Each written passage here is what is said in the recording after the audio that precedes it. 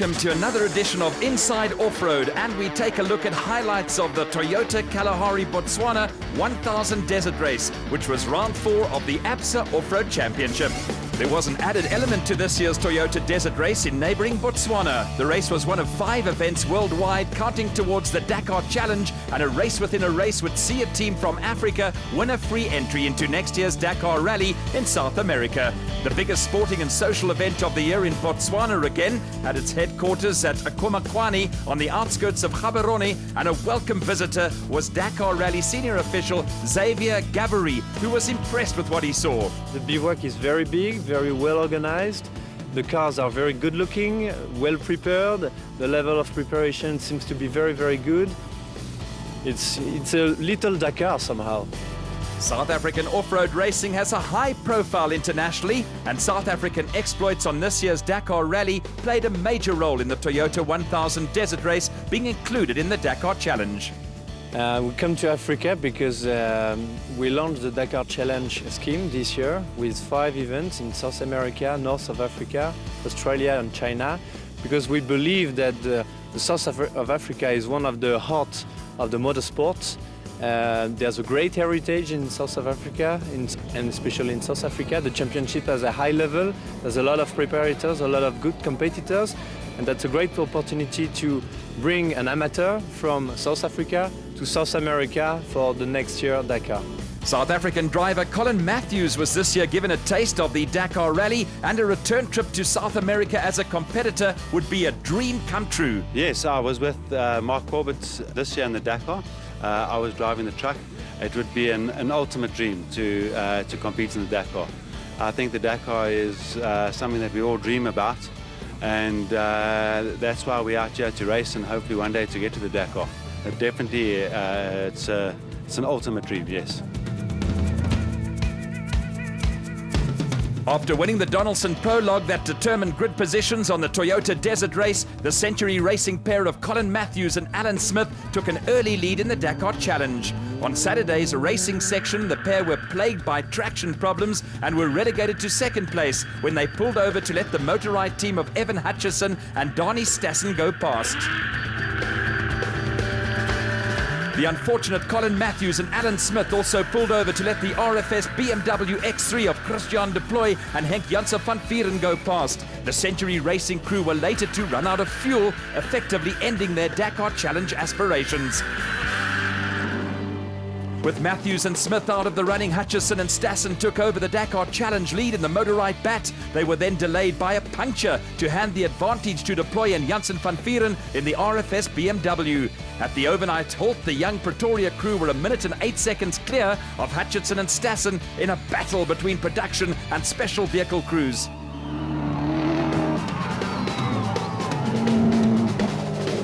Tomorrow we're not going to try and don't put some pressure on us. We're going to try and keep the pressure off, and yeah, see what happens. We're going to obviously try and keep our position like it is, or gain a position. We'll just try and keep the other guys behind us. Obviously Evan is also entered for the Dakar Challenge, so he's going to put the pressure on us.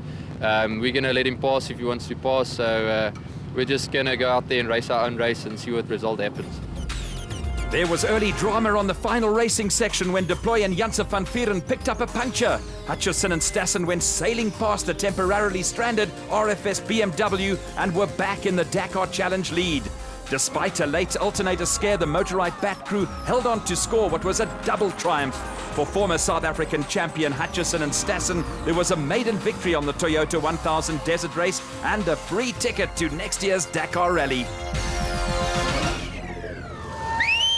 I've tried to ignore the Dakar side of it and just concentrate on winning the race.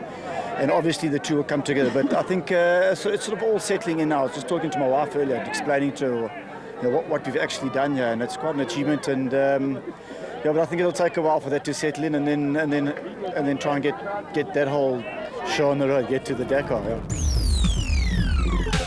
The Motorride pair of Hutchison and Stassen were on their way to the Dakar Rally, and no one was more delighted than South African National Off-Road Association President Richard Schilling.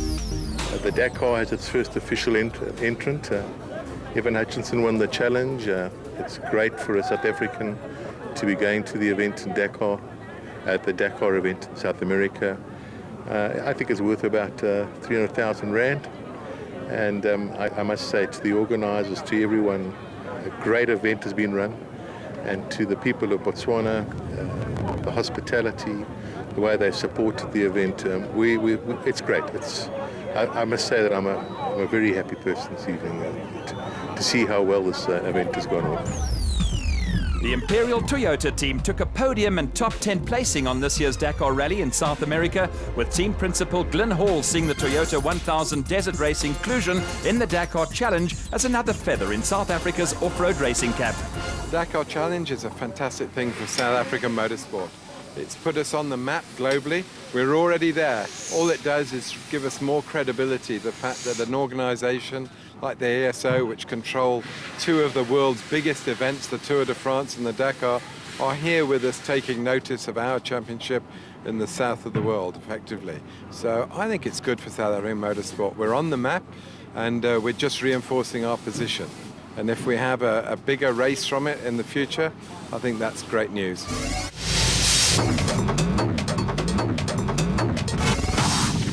A recap now of the Toyota 1000 Desert Race in Botswana, and in the production vehicle category, the Premier SB class dominated by the two-team Castrol Toyota Hilux entries of Duncan Foss and Rob Howie and Anthony Taylor and Chris Birkin. The two crews gave Toyota a resounding 1-2 triumph to end a 13-year drought for Team Castrol Toyota on their own event.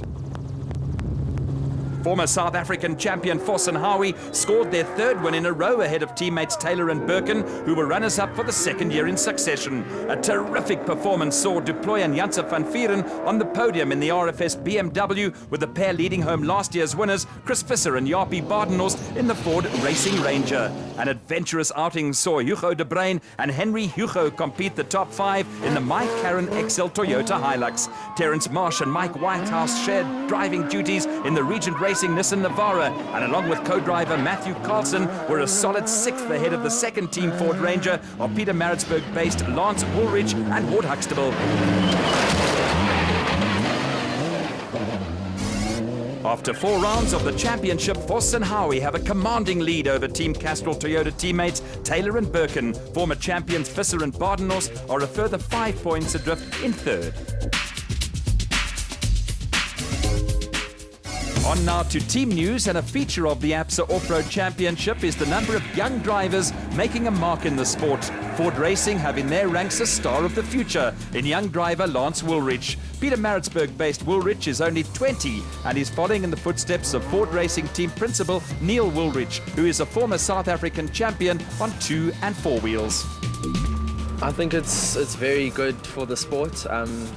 Me being one of them, I think I'm so privileged to have this opportunity, and yeah, you'll see there's Thomas, there's Christian, there's a whole lot of guys in the SPs, and there's other guys, there's Jason in the Class D, he's coming through. So I think for the future of the sport, it's also good to have the young guys coming through in the classes, otherwise not a whole bunch of old men racing. Most of the guys racing, their dads have raced before them, or they're in a team with someone very experienced. So you know, most of the learning you learn yourself when you're out on the route, but you get some tactical advice, and especially a race like this, you learn from the guys that you don't push straight away in the prologue on the Saturday. You go, but you keep some in reserve, and then Sunday's the race day.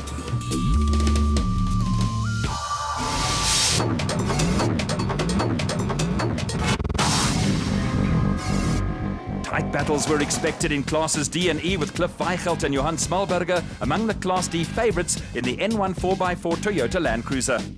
I like this event, so hopefully we'll do well, yeah, because we've usually done well, yeah. Last year we had a bit of bad luck, but the cars seem to be sorted out, so I think we'll do well this year.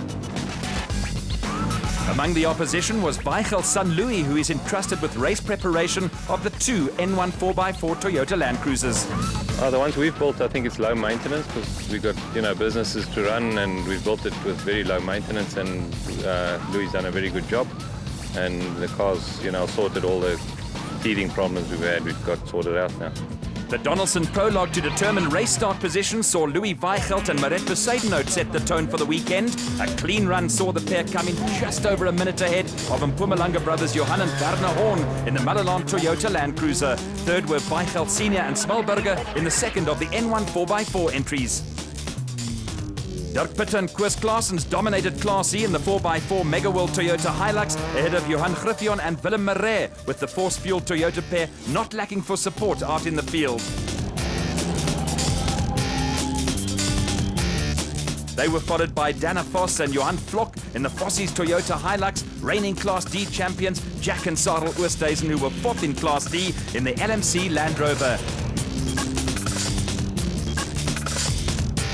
Back at race headquarters, Dirk Pitter was full of confidence and running with a new sponsor in the 4x4 Mega World Group.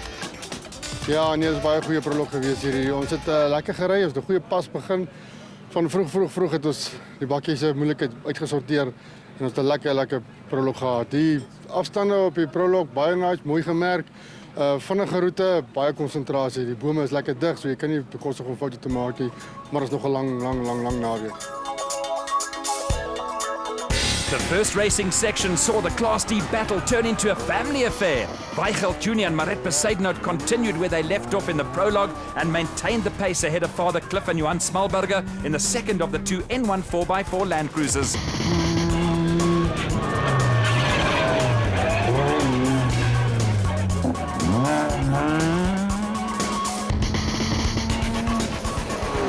A solid performance took brothers Johan and Werner Horn into third place in the Mulliland Toyota Land Cruiser. The Mpumalanga pair based were running ahead of Dirk Pitter and Koos Claessens, who had taken early control of Class E in the 4x4 Mega World Toyota Hilux. The pair were running ahead of teammates Jason Venter and Vincent van Alleman, who were battling mechanical gremlins and had dropped off the Class D pace, along with Jack and Sarel Oosthuizen, who are reliability specialists in the LMC Land Rover.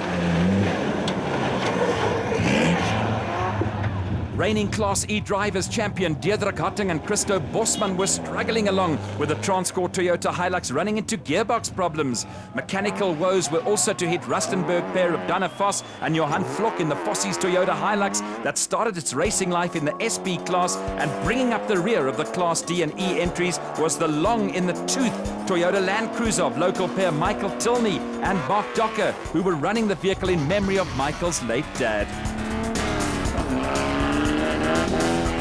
Back at race headquarters, service crews were thrown into action, with Deirdre Hatting and Christo Bosman resigned to completing the race minus a few gears.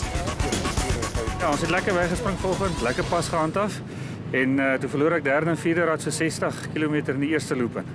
Nou ja, dus het eerste en tweede en vyfde tot DSP en uit en weer terug. Ons het dan om die timebar gehaal en nou ja, ons het nie gedink ons gaan om nie reg kry nie. So môre is dit maar weer eerste, tweede en vyfde. Kyk of ons hom kan huis toe bring.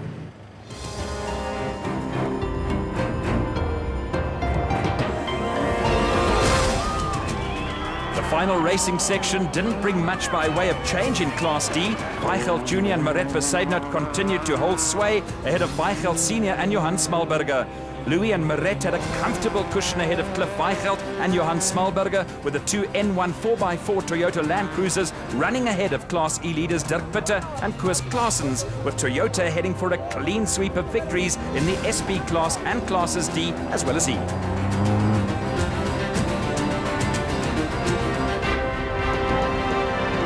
Brave performance saw determined Deirdre Hatting and Christo Bosman see out the distance to take second place in Class E in the Transcore Toyota Hilux. Hatting and Bosman completed most of the race minus a couple of gears, and perseverance again paid off for Jack and Sarel Oosthuizen, who maintained a remarkable finish record in the LMC Land Rover with a fighting third place in Class D. There's a comfortable lead for Cliff Weichelt and Johan Smalberger, with consistency keeping Jack and Sarel Oosthuizen in second place. Third place, Louis Weichelt and Maret Besaidnout lead the Horn brothers by a single point. 3 wins in 4 events has given Dirk Pitter and Koos Claessens a comfortable lead over KwaZulu-Natal crew of Rowan Lamb and Lyle Parker in the Class E Championship. The KZN crew lead Hatting and Bosman by 7 points.